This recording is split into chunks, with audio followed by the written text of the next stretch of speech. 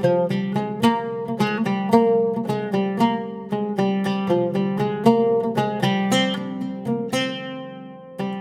இன்னைக்கு எண்ணெய் குடிக்காத மெதுவடை எப்படி செய்யறதுன்னு பார்க்க போறோம். அதுவும் மிக்சியில மெதுவடைக்கு மாவு அரைச்சு எண்ணெய் குடிக்காம எப்படி செய்யறதுன்னு பார்க்க போறோம். வீடியோக்குள்ள போறதுக்கு முன்னாடி நம்ம சேனல் இந்தியன் ரெசிபிஸ் தமிழை சப்ஸ்கிரைப் பண்ணிக்கோங்க. கூடவே இருக்க பெல் சிம்பலையும் கிளிக் பண்ணிக்கோங்க.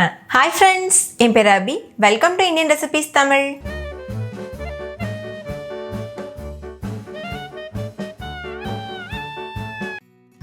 ஃபர்ஸ்ட் இந்த ரெசிபி பண்ணுறதுக்கு ஒரு மிக்சிங் பவுல் எடுத்துக்கோங்க. அதில் ஒரு கப் அளவு உளுந்து எடுத்துக்கோங்க. உளுந்து இது போல் முழு உளுந்து தான் யூஸ் பண்ணணும். உடைச்ச உளுந்து இருக்கும்ல, அது யூஸ் பண்ணக்கூடாது. இந்த முழு உருட்டு உளுந்துன்னு சொல்லுவாங்க, இதை தான் யூஸ் பண்ணணும். அப்போ தான் நம்ம மிக்சியில் பண்ணும்போது கூட வடை நல்ல புஷ்ஷுன்னு நல்ல முறுமுறுப்பாக ரொம்பவே டேஸ்டியாக இருக்கும். இப்போ இந்த உளுந்தை 2-3 டைம் தண்ணி ஊற்றிட்டு நல்லா வாஷ் பண்ணிக்கோங்க.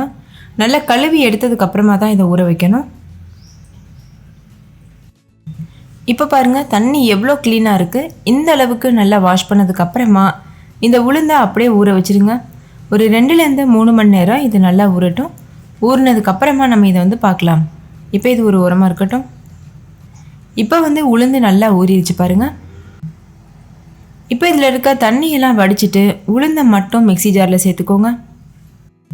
ஒரே டைமில் அரைக்கக்கூடாது. கொஞ்சம் கொஞ்சமாக உளுந்தை அரைச்சி எடுத்துக்கோங்க. உளுந்தை தேவையான அளவு தண்ணி சேர்த்து அரைச்சிக்கோங்க.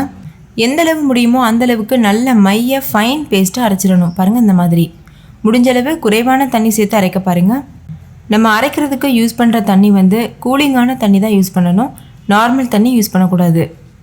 ஏன்னா நம்ம கிரைண்டரில் அரைக்கும்போது கிரைண்டர் சூடாகாது, அதனால் மாவும் அந்தளவுக்கு சூடாகாது. ஆனால் மிக்சியில் அரைக்கும்போது மிக்சி சீக்கிரமாக சூடாகும், ஸோ மாவும் சூடாகும்.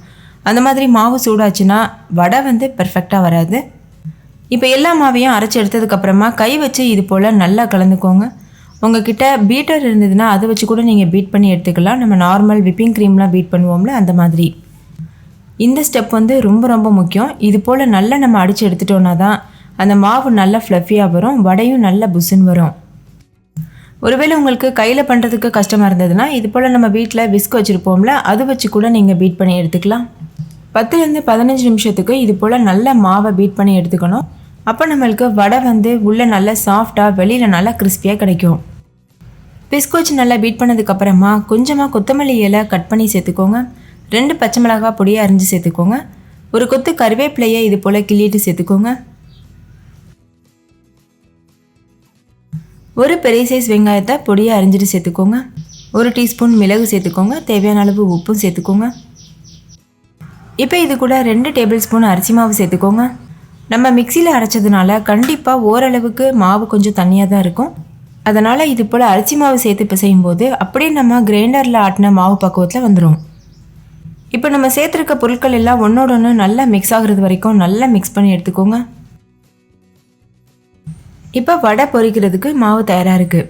கையில் கொஞ்சமாக தண்ணி அப்ளை பண்ணிவிட்டு ஒரு சின்ன உருண்டை சைஸ் அளவுக்கு மாவு எடுத்துக்கோங்க. இது போல் நல்லா உருட்டிக்கோங்க. அதுக்கப்புறமா லேசாக தட்டிட்டு ஒரு சின்ன ஓட்டை போட்டுக்கோங்க. இந்த மாதிரி வடை ஷேப்க்கு பண்ணதுக்கப்புறமா சூடான எண்ணெயில் இது போல் விட்டுறணும்.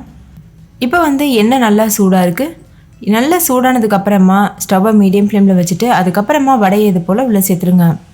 கடாயோட அளவை பொறுத்து ஒரே டைமில் 2-3 வடை வரைக்கும் நம்ம செய்ய முடியும். இப்போ 2 பக்கம் திருப்பி விட்டுட்டு பொன்னிறம் வந்ததுக்கப்புறம் வெளியில் எடுத்துடணும். வடை நீங்கள் எண்ணெய்க்குள்ளே சேர்த்ததுக்கப்புறமா தானாகவே மேலெலும்பி வரும். அதுக்கப்புறமா தான் நம்ம கரண்டி வச்சு திருப்பி விடணும். ஒருவேளை உங்களுக்கு டைரெக்டாக இது போல் எண்ணெயில் விடுறதுக்கு கஷ்டமாக இருந்ததுன்னா ஏற்கனவே நான் ஒரு உளுந்த வடை வீடியோ அப்லோட் பண்ணியிருக்கேன். அதில் கையில் விடாமல் பிகினர்ஸ்க்காக ரொம்ப சிம்பிளான டிப்ஸ்லாம் சொல்லி தந்திருக்கேன்.